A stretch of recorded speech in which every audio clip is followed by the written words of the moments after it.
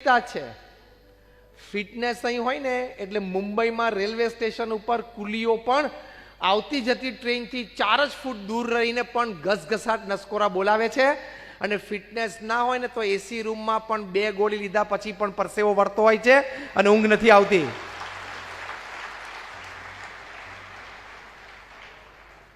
ઊંઘ છે ને સ્લીપિંગ પિલ ઉપર ડિપેન્ડન્ટ નથી, આખા દિવસમાં શું કર્યું છે ને એની ઉપર આધારિત છે. ફિટનેસ એ હોવી જોઈએ. તો આપણો ઘણો સમય થયો છે, છેલ્લી 5 મિનિટમાં આપણે આ વાત પૂરી કરી દઈએ કે સર્વાઈવલ ઓફ ધ ફિટેસ્ટ, જે શ્રેષ્ઠ હશે, યોગ્ય હશે અને લાયક હશે એ જ ટકશે, બાકી બીજો ટકી શકશે નહીં. એમાં છેલ્લી વાત આ કરવાની કે ક્લેરિટી ઓફ પર્પઝ. મારી આવડત હોશિયારી શું છે, હું કેવી રીતે એને વિકાસ પામાવી શકું, મારે શું કરવાનું છે, મારો રસ્તો શું છે અને મારે ક્યાં સુધી પહોંચવાનું છે, આ બહુ જ સ્પષ્ટ મગજમાં રાખવું. જો એની સ્પષ્ટતા હશે ને, દેટ ઇઝ અંગ્રેજીમાં એને કહે છે clarity of purpose. Clarity of purpose હોય ને એ માણસ કોઈ દિવસ દુઃખી ના થાય. એકવાર એક ખેડૂત છે ને, ખેતરમાં સવારે 11, 11:30 કામ પૂરું થઈ ગયું, પછી સૂતો હતો ઝાડ નીચે.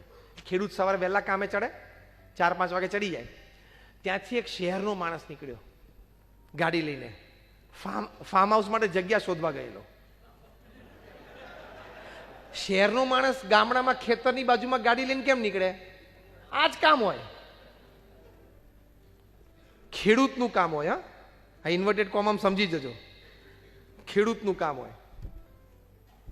એને જોયું કે આ તો માણસ 11 વાગે સવારે સૂતો, આ તો વર્કિંગ ટાઈમ છે, ફર્સ્ટ હાફ મુંબઈની ભાષા પ્રમાણે. આ તો વર્કિંગ, 11 વાગે સવારે માણસ સૂતો હોય.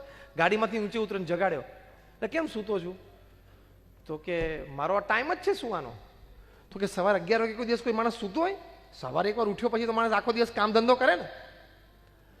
તો કે મારે મારા કામ ધંધો થઈ ગયો છે.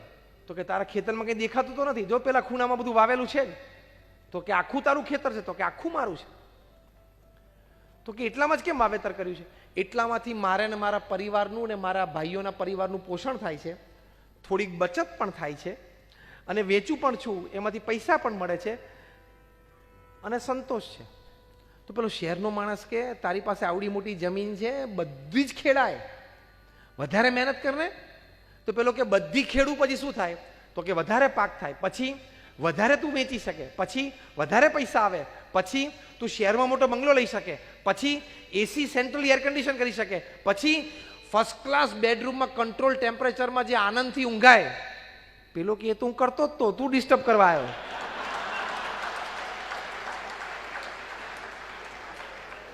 આટલું ચકડું ભરી અને છેલ્લે તો શાંતિથી ઊંઘવું જ છે ને, શાંતિથી જમવું જ છે ને, અને શાંતિથી એ જમેલું પચે એટલું જ કરવાનું છે ને. તે એટલું તો પેલો ખેડૂત કે થાય જ છે. એટલે ડોન્ટ ડિસ્ટર્બ મી, મને શાંતિથી સુવા દે, મને મારો બધો ક્રમ ખબર છે. એટલે સંતોષ એ ફિટનેસ છે. કાયમ અસંતોષી ના રહેવું, હજી મેળવી લઉં, હજી મેળવી લઉં, હજી મેળવી લઉં. પણ ક્યાંક ઊભું રહેવાનું, ક્યાં? જ્યાં તમારી સ્વાસ્થ્ય ઉપર એની અસર પડવાની શરૂ થાય. ખ્યાલ આવ્યો?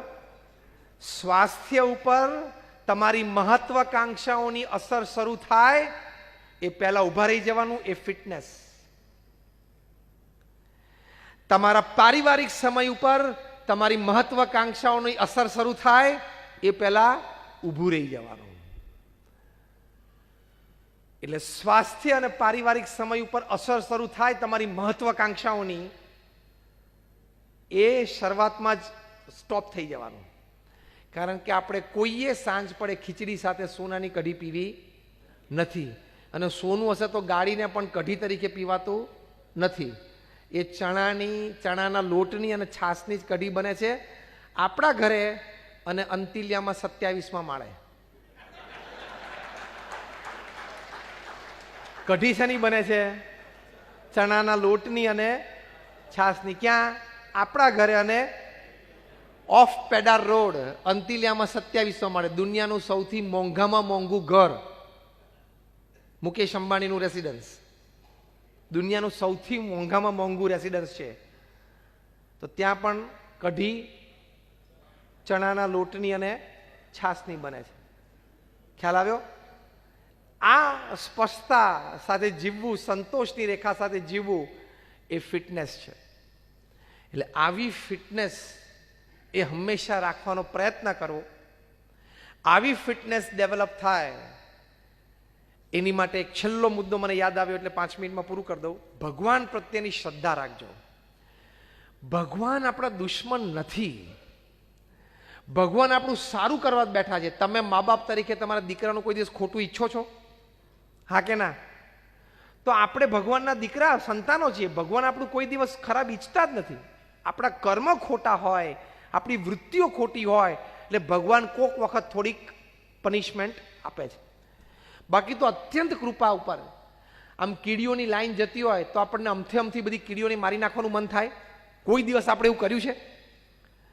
આપણામાં ને કીડીનું અંતર આપણે જાણીએ છીએ કે ક્યાં હું માણસ અને ક્યાં બિચારી નાની કીડી, બિચારી શાંતિથી જાય છે ને ક્યાં એને મારવો. આપણામાં એનામાં જેટલું એ ડિસ્ટન્સ છે ને એનું કરતાં અનંત ઘણું આપણામાં એમનામાં ડિસ્ટન્સ છે. એને દયા આવે છે ક્યાં બિચારાને મારવો. એટલે કંઈ ભગવાન ઈ નેવર પ્લેસ ડાઈઝ. ઓગમેન્ડીનો બહુ મોટા મેનેજમેન્ટ ગુરુ લખ્યું છે, ગોડ નેવર પ્લેસ ડાઈઝ. ભગવાન કે આમ ડાઈઝ નથી રમતા, છગડો ને બગડો જે પડ્યો પણ ચલાવો, સિસ્ટમ પ્રમાણે ચાલે છે. તો એ ભગવાનમાં એ શ્રદ્ધા રાખવી કે ભગવાન જે કંઈ કરે છે એ મારા સારા માટે કરે છે. આ બહુ પ્રિન્સિપલ છે. તમે આ વાત દ્રઢ કરશો ને તો ઘણી સ્થિરતા આવશે, તમારી ફિટનેસ વધશે અને તમે ગમે તેવા કપરા સંજોગોમાં પણ ટકી જશો. કે ભગવાન મારું સારું કરવા જ બેઠા છે. આપણને અત્યારે ખબર નથી કે કેવી રીતે સારું થાય. પ્રમુખ સ્વામી મહારાજે ગાંધીનગર અક્ષરધામ ઉપર આતંકવાદી હુમલો થયો, આતંકવાદી હુમલામાં નુકસાન પણ થયું, જાનહાનિ પણ થઈ, તો પણ શ્રદ્ધાંજલિ સભામાં પ્રમુખ સ્વામી મહારાજ બોલ્યા કે જે કંઈ થયું છે ભગવાનની ઈચ્છાથી થયું છે, ભગવાનને જેમ યોગ્ય લાગે એમ કર્યું છે. બધી જ ઘટનાઓમાં ભાવ રાખો તો સ્થિરતા રહેશે. તો એ ફિટનેસ છે. 1972માં યુગાન્ડાના પ્રેસિડેન્ટ હતા ઇદી અમીન, એને ગાન પણ સૂજ્યું અને બધા એશિયનને કીધું કે 72 કલાકમાં યુગાન્ડા છોડો. હવે ત્યાં બધા આપણા ગુજરાતી ને આપણા બધા પટેલોએ જે ધંધા જમાવી રાખેલા, મર્સિડીઝમાં ફરતા હતા બધા, અને જે દુકાનો ચલાવતા હતા, જે ટ્રેડ ચલાવતા હતા, 72 કલાકમાં પહેરેલા કપડે યુગાન્ડા છોડો. ધંધો, પૈસા, બેંક એટલે લોકર્સ, ઘરેણા બધું છોડવું જ પડ્યું. કારણ કે મિલિટરી ઘરે આવી ગઈ હતી અને પાછળ નાણચું અડાડીને જ એરપોર્ટ મૂકી આવે. લગભગ 30,000 આપણા ગુજરાતીઓ અને ભારતીયો બધા યુગાન્ડા છોડીને લંડન ગયા. કારણ કે બ્રિટિશ કોલોની હતી એટલે બધા પાસે બ્રિટનમાં રહી શકે, બ્રિટિશ પાસપોર્ટ તો હતો જ. પહેરેલે કપડે લંડન જેવા શહેરમાં તમે ઉતરો, શું કરવાનું? કોઈ ઓળખાણ નહીં, કોઈ બેક સપોર્ટ નહીં. પણ કોકે નોકરી શરૂ કરી, કોક છાપા નાખવાની શરૂઆત કરી, કોકે દૂધમાં ડેરીમાં કામ શરૂ કર્યું, નાના નાના કામ બધા શરૂ કર્યા. ત્યાં બધા શેઠિયાઓ હતા, કરોડોપતિ હતા, પણ કેવી રીતે સર્વાઈવ થયા, ટકી કેવી રીતે ગયા? કે અત્યારે જે વાસ્તવિકતા છે મારે સ્વીકારી લેવાની. મારે હવે ભૂતકાળ જરાય યાદ નહીં કરવાનું કે બહુ મોટો શેઠિયો હતો. આજે સાંજે મારા બૈરા છોકરાને ખાવું હોય તો મારે આ મજૂરી અત્યારે કરવી જ પડશે. એ વાસ્તવિકતાનો સ્વીકાર. અને એ લોકોને ભગવાનમાં શ્રદ્ધા હતી. બહુ જ મોટા એક સારા લેખક ચાર્લ્સ કનિંગહેમ, એમણે આ પ્રસંગ ટાંક્યો છે એમના લેખમાં અને લખ્યું છે કે આ બૌદ્ધા જે ગુજરાતીઓ, આ 30,000માં બધા બૌદ્ધા 70-80% ગુજરાતીઓ જ હતા, એ પહેરેલે કપડે સાહેબી છોડીને લંડન આવ્યા અને નાના નાના કામમાં પણ મન પરોવી દીધું અને સ્થિર રહી શક્યા. એનું બહુ જ મોટું કારણ એ છે, ચાર્લ્સ કનિંગહેમ લખે છે કે they had faith in God, કે whatever God created in my life is for my good. એ લોકોને ભગવાનમાં શ્રદ્ધા હતી કે ભગવાને જે કંઈ મારા જીવનમાં કર્યું એ મારા સારા માટે જ કર્યું છે. એ શ્રદ્ધા હતી. અને બીજું વાક્ય ચાર્લ્સ કનિંગહેમે લખ્યું છે કે majority of them were followers of the Swaminarayan. Swaminarayan પંથના ફોલોવર્સ હતા. આજે એમની બીજી ને ત્રીજી પેઢીએ બધા ખૂબ સુખી છે કે કદાચ ત્યાં યુગાન્ડામાં રહ્યા હોત તો કદાચ એટલી પ્રગતિ નહીં. આજે લોકો બોર્ન બ્રિટિશ સિટીઝન છે એ બધાને, અને 70-72ની સાલમાં જે ઇંગ્લેન્ડ કે અમેરિકા ગયા એ બધા જ આજે મિલિયનર્સ અને બિલિયનર્સ થઈ ગયા છે. તો એ બધા જ આજે ખૂબ સુખી થઈ ગયા છે. ત્યારે એમને થયું કે એ વખતે જેટલું મૂકીને આવ્યા એના કરતાં 100 ગણું ભગવાન આપણને લંડનમાં આપી દીધું. એટલે આવો ઝાટકો આવે ને ત્યારે ભગવાનની ઈચ્છા સમજવાની કે આપણી માટે કંઈક સારું હશે. તમારું નાનું બાળક 6-8-10 મહિનાનું હોય ઘરમાં અને રમતા રમતા એના હાથમાં ચપ્પુ આવી જાય અને ચપ્પુથી રમવાની શરૂઆત કરે તો તમે પહેલું કામ શું કરો?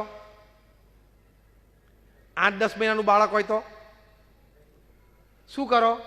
એનો પહેલા તો હાથ પકડી લો અહીંથી કે બીજી આંગળીઓ એની ચપ્પા ઉપર ફરે નહીં, અને પહેલું કામ એના હાથમાંથી ચપ્પુ છોડાવવાનું.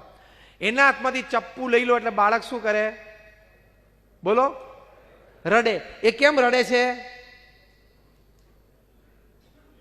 ચપ્પુ લઈ લીધું એ નહીં, એનું રમકડું લઈ લીધું, કારણ કે એ ચપ્પાને રમકડું માને છે.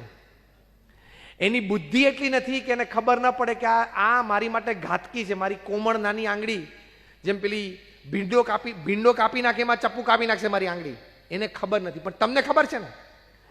એ બાળક એને રમકડું સમજે છે, પણ તમને ખબર છે કે આ ભલે રમકડું સમજે પણ આ રમકડું નથી, આ ભયંકર નુકસાન પહોંચાડી શકે છે. એટલે રડે છે તો પણ તમે લઈ લો છો, તમારો જ દીકરો છે ને. અને ખૂબ રડે અને પાછું માંગે તો પણ તમે એને વસ્તુ પાછી આપતા? ખૂબ રડે તો પણ એ ચપ્પુ એના હાથમાં પાછું અપાય? હા કે ના? ન આપો. એમ કોક ધંધો આપણા હાથમાં આવે, આપણને લાભદાયી જણાય, પણ એ આપણી માટે ચપ્પુ હોય, એ આપણને ખબર પડે નહીં. એ વેપાર કે ધંધો અથવા તો એ સંબંધ વેવાઈ વેલાનો હોય, પતિ પત્નીનો, એ સંબંધ આપણને રમકડા જેવો આનંદમય લાગે, પણ એ જાણે છે કે આ રમકડું રમજીને સમજે છે, એનાથી રમે છે, પણ આ એની માટે ચપ્પુ છે.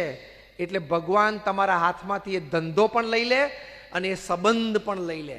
એ વખતે તમે રડો, એટલો સરસ ધંધો માંડ શરૂ કરેલો ને જામતો હતો, પણ આ કેમ તૂટી ભાંગ્યો? અથવા તો માંડ એક તો 28 વર્ષે લગ્ન થયા અને 2 વર્ષમાં ડિવોર્સ થઈ ગયા, એવું તમને લાગે, કારણ કે તમે એને રમકડું માનતા હતા. ભગવાન જાણે છે કે આ ચપ્પુ છે, આ નુકસાન પહોંચાડશે, એટલે લઈ લે. પછી તમે રડો અને આખો શ્રાવણ મહિનો એકટાણો કરો તો એ રમકડું પાછું ભગવાન આપે નહીં.